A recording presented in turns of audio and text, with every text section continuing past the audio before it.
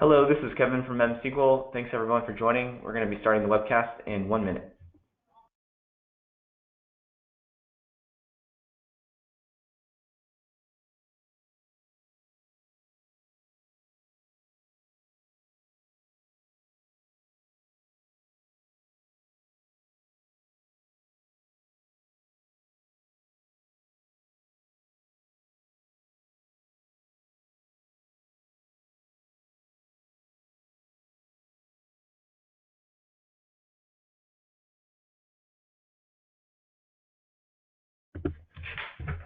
Hello, this is Kevin from MemSQL, and thanks everyone for joining today's webcast. Today we have Gary Orenstein, CMO at MemSQL, presenting, giving an overview of MemSQL as well as a demo of our PowerStream, which is a geospatial demo. If you have any questions, please enter them through the GoToWebinar question panel, and we'll address them at the end of the demo. With that, I'll hand it over to Gary. Thanks very much, Kevin, and thanks, folks, for joining us today. We're going to talk a little bit about real-time streaming, which is a hot topic in the data, and then at the end of the presentation, cover PowerStream, which is a live application showing real-time streaming application in use. So from a big picture perspective, we're seeing a world of connected machines and people. And when we explore in a little bit more detail, this is across sensors, applications, and even ourselves generating more data every single day. Just by one measure, Gartner recently noted that by 2020, over 20 billion connected things will be in use across a range of industries. And it's critical for businesses to be able to capture, analyze, and process this data. The real business value comes from the analysis of that data. There's also a big risk at play, and that risk is partially captured data. In the past, transactions were relatively easy to capture. Today, it's millions to billions of microtransactions, events, logs, sensors, and machine data. And if you're not capturing the bulk of that, you're flying almost blind. Now, a number of the use cases today in these type of workloads range from anomaly detection to security, log analysis. Of course, Internet of Things is a theme across all of the technology industry these days, and we'll have a specific example of that with PowerStream later on in the presentation. MemSQL tackles many of these challenges with a database platform designed for modern operational workloads. MemSQL covers this through a combination of scalable SQL, using multiple types of media, including memory, as well as solid state, or even disks, if that's a choice. Distributed configurations to be able to scale out on low-cost commodity hardware, and the flexibility to deploy across your own data center or in any public cloud. And all of these things combined bring a tremendous amount of power and capability to MemSQL users in tackling these kind of data challenges that they're faced with today. MemSQL is deployed across a large variety of customers. Here we're highlighting just a select few, but you can see the type of companies that are benefiting from a real-time database platform such as MemSQL.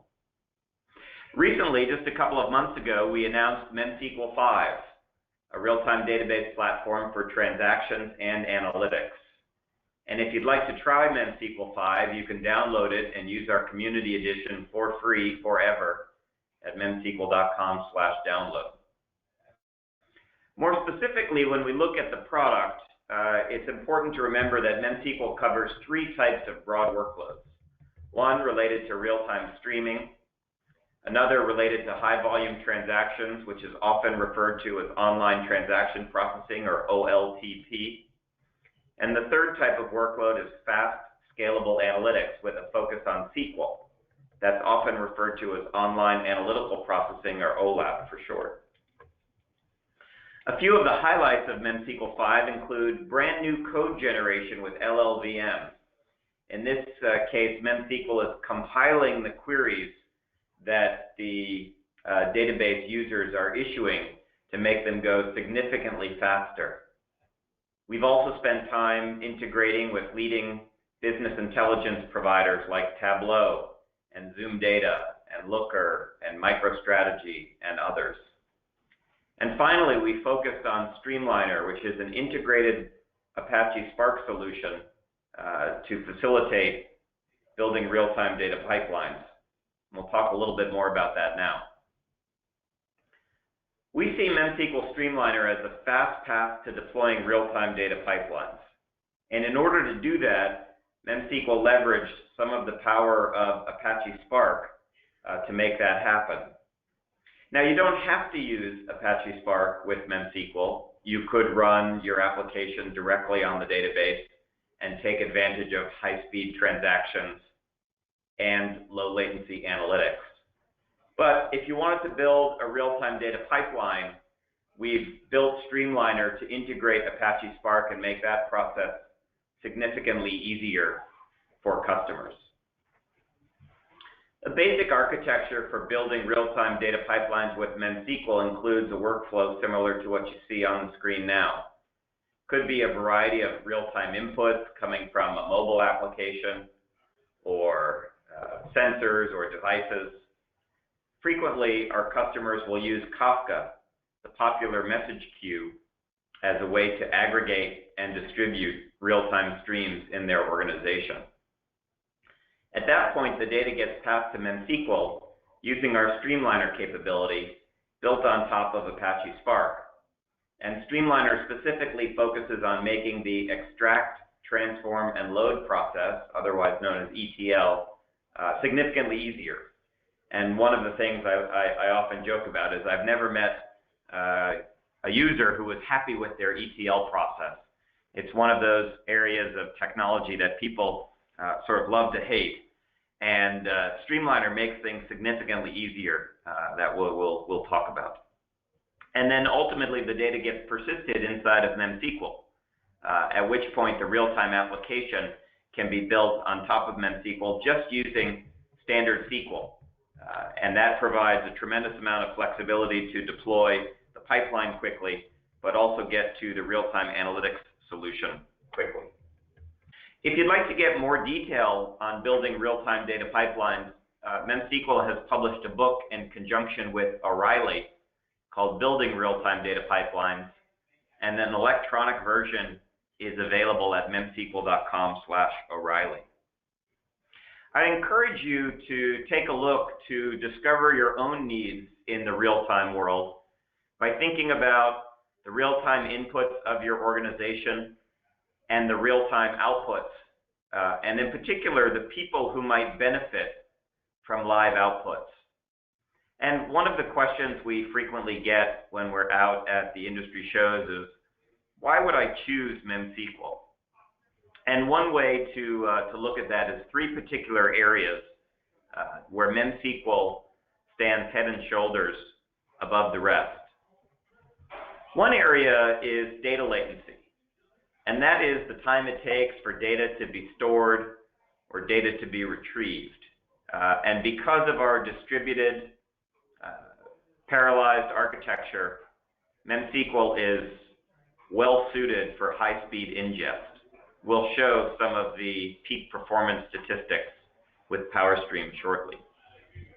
The next area is the query latency and the time it takes to execute a query and receive the result. And the third area is concurrency and the amount of time or delay that you might face when you're running multiple things simultaneously.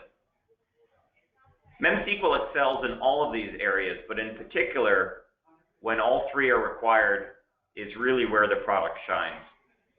I frequently joke with folks that if you have one of these needs, you'll like MemSQL. If you have two of these needs, you'll love MemSQL. And if you have three of these needs, I think you'll be hard-pressed to find a better solution on the market from a price-performance perspective than MemSQL. So one of the things that we bring to our customers when they deploy MemSQL is the ability to shift as quickly as trends do. And I want to transition to show you the product in action with PowerStream, which is a showcase application for the Internet of Things. As background, we were able to secure a data set that identifies the location of approximately 20,000 wind farms around the world. Within each wind farm, there are a number of wind turbines, and within each wind turbine, there are a number of statistics that are emitted and captured in real time. And when you sum all of that up, it gets up to a couple of million transactions per second with real-time analytics. So I'd like to jump into the demonstration now and show you PowerStream in action. This is the primary UI for PowerStream. And again, in the background, what's happening is millions of writes per second as the wind turbines are emitting data as to their health. The reads per second in the hundreds of thousands, near a million, are the queries to essentially check, are the wind turbines healthy and are they operating at 100% efficiency? You can imagine that the goal here for an energy company is to ensure that the wind turbines are maintaining maximum efficiency. And renewable energy is really a hot topic these days. Just a couple of weeks ago, Germany declared that it had achieved half of its GDP, gross domestic energy production from renewable sources. And in 2015, almost $300 billion was invested in renewable energy. So this is a hot topic now and likely to remain a hot topic for years to come.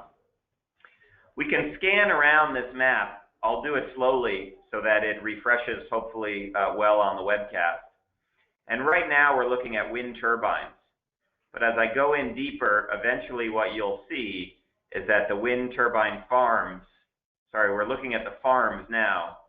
As I dig in more specifically to these particular areas, eventually the farms will break out into the individual turbines. And I can go in to see what's happening with those individually. Scanning back out to get a big picture, we can go across the entire globe to see what's happening with these wind farms. And I mentioned earlier that Germany is one of the countries that has achieved record rates of renewable energy with across their country. And you can see when we scan over the density in Germany for wind turbines, helping them achieve those kind of record results. To demonstrate the real-time nature of the application, we'll go to the control panel for PowerStream, and we'll simulate some kind of degradation. So I'm going to start the fast deterioration here. And when we go back to look, we'll start to see that a number of these wind turbines or wind farms will indicate that there are challenges coming up. Let's make sure that I hit that appropriately with a fast deterioration. And now going back here, we'll start to see a number of alerts pop up on the left-hand side. You can see the alert count in the yellow and the red is coming in. Now at this point, if I'm an operator at the energy company, I'm dispatching spare parts and dispatching technicians to make sure that those wind turbines are getting repaired and become operationally functional as quickly as possible. And I can also drill in specifically to any of these particular alerts.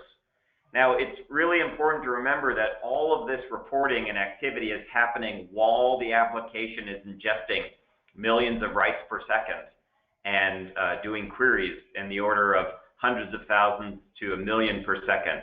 And you can see now that we've achieved quite a state of duress. So I'm going to reset PowerStream back to the all green mode. And to show you the nature of the application, you'll see that quickly we're able to restore health and save the world from a renewable energy crisis. But one of the parts of PowerStream that's exciting to look at is not just the operation of the visual UI, which certainly is fascinating, but actually understanding the nature of the cluster and how it operates. Here we're looking at MemSQL Ops, which ships with MemSQL, It provides us a real-time view of the nodes in the cluster. This cluster is approximately 8 nodes, and we calculated that the annual cost to run this from a hardware perspective is less than $20,000 a year. You can imagine that in the scheme of global energy solutions, $20,000 might not even show up as an expense in the type of budgets that are involved. If you think back to the nearly $300 billion invested in renewable energy in 2015. So we think there's an incredible opportunity to deploy extremely powerful solutions that can function on a very minimalist hardware footprint. And that's been an objective of MemSQL from day one, is to allow our customers to run high-performance database and data warehouse and real-time streaming solutions on the minimum amount of hardware required. Tremendous amount of effort has gone into that. Now, if I go over to the data sources page on the left-hand side, I'll see that I've got an import capability, and one of the things that's important to note is MemSQL provides native import from Amazon S3 or from HDFS or from MySQL. But we also have this Streamliner capability, and I'll review that in a little bit more detail. Streamliner is the ability to set up pipelines in MemSQL. You can see that we have 2 pipelines that are set up right now. Alerts are not running because I reset the global health of the wind turbines to be normal. And then the machine learning is actually going on to calculate the emissions and stats from the turbines and determine if any are falling out of band into a state of duress where they might require specific attention. Now, if I wanted to build a new pipeline, this is where it gets fun. And again, MemSQL has really simplified the ETL process to make building real-time data pipelines simple and easy. In order to do so, I'd simply input the details of the pipeline here. I would define the extract, and when using Kafka, you can do that by defining the Zookeeper quorum by its IP address and defining the Kafka topic or identifying the Kafka topic. The transform stage, by default, will take the data from the Kafka topic and transform it to JSON in MemSQL with a column name specified by the user. As you can see, there's also the ability to do custom transformations in Scala or Python, and so you can do that in real time. Once the data goes into MemSQL as JSON, it's then queryable. And should you want to optimize performance even further, you can create a computed column from that JSON column that will provide the ability to do a native SQL query on the results. The last step in the process is to load data into MemSQL. And at that point, I'm simply defining the database name and the table name. And at that point, my data is in MemSQL, and I'm ready to carry on with my application. So that's a quick overview of building a new Streamliner pipeline. I'll go back here for a second to the overall application. And hopefully this gives you a good idea of the power and the capabilities of a real-time system like MemSQL when applied to a solution like this for the Internet of Things and renewable energy. The last point I'll leave you with before we open for any questions is that in this particular case, we're showing an example with wind turbines and wind farms, but it really could be anything.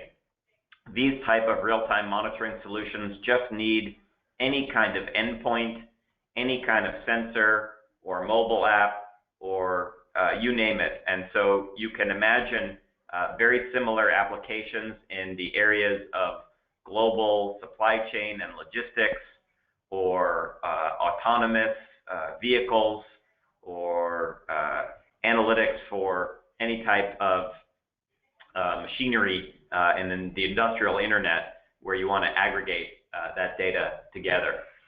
So we're going to take a look at the questions, but I'll just start by answering a couple of common ones that we usually get. One of the most common is, can you explain a little bit about how your in-memory database protects data and keeps data available in the event of a node failure or something similar to that? So MemSQL is a completely durable database. We are designed for the most operationally intensive environments where we need to maintain high availability and absolutely under no conditions lose any data. So even though we talk about MemSQL being an in-memory database, there are actually two table types. One table type that's focused on memory, and a second table type that's focused on memory and disk. Both table types are persistent. In the case of the memory-based tables, behind the scenes, as data goes into those tables, there's a transaction log that goes to disk or SSD. There are snapshots that go to disk or SSD. There are backups that go to disk or SSD. We also make the data available on a second node should that first node have a failure. And we further enable cross-data center replication, so the entire primary cluster can be replicated to a second cluster for those kind of disaster recovery scenarios. So it's absolutely important to remember that when looking at MemSQL, it is a fully durable database, but we do take advantage of memory speeds and memory capabilities to deliver these type of real-time needs to end users. I'm going to check in with Kevin to see if we've got any questions from the line. Kevin? Yeah, thanks, Gary. So just want to remind everyone that we are recording this webcast, and I will send out a recording within the next 24 to 48 hours. If you have any questions, please enter them through the GoToWebinar question panel. We did have a few that came through. One is just wanted some clarification on the difference between community and other versions of MemSQL. Sure, absolutely. So there are two versions of MemSQL that are available, our Community and Enterprise Edition. The Community Edition includes all of the SQL features, all of the geospatial capabilities, which I didn't talk about much, but a critical part of MemSQL, all of the Streamliner capabilities with integrated Apache Spark. There's no capacity limit on the Community Edition, and there's no time limit on the Community Edition. But the one thing the Community Edition does not have is some of the high availability and production features, such as replicating data across nodes and replicating to a second site, as well as some security features and also enterprise support. So long story short, Community Edition is a great place to try MemSQL, get a sense of the capabilities, the performance, the feature coverage, and then we recommend that for production workloads, people take a look at the Enterprise Edition, give us a call if they have any questions. We also have a 30-day free trial of the Enterprise Edition, so if you'd just like to try some of those enterprise capabilities on your own accord, that's possible as well.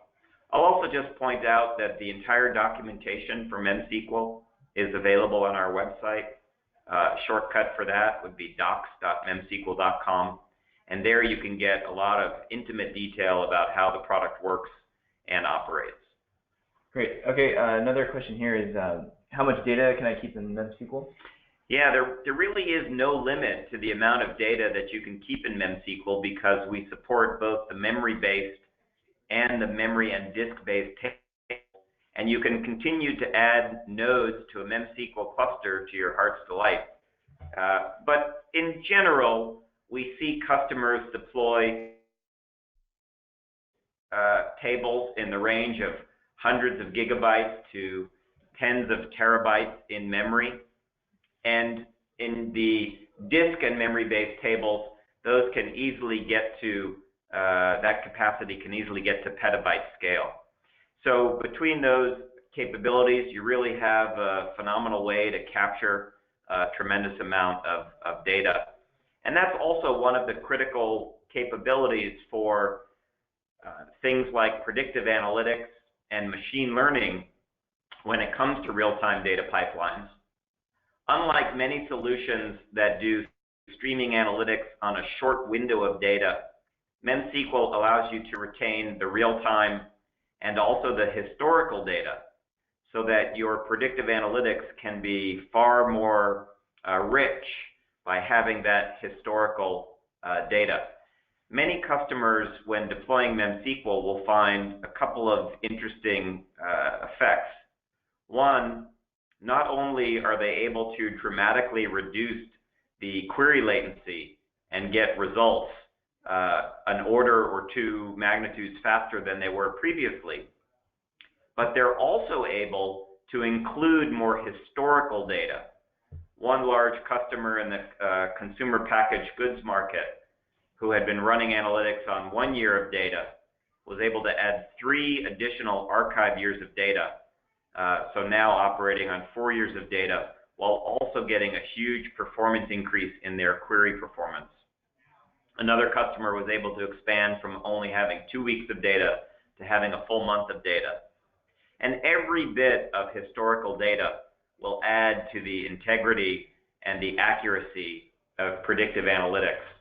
So while there are some false impressions of having a limited scale in terms of the capacity, that's really not the case and provides tremendous flexibility for people to take advantage of all of their historical data. Great. Well, that just about does it for questions. If you have any follow-up questions that we didn't get to, you can email us at info@memsql.com, and the product specialist will be able to answer those for you quickly. And we'll follow up with a recording of the webcast in the next day or so. And thanks everyone for joining, and we'll see you next time.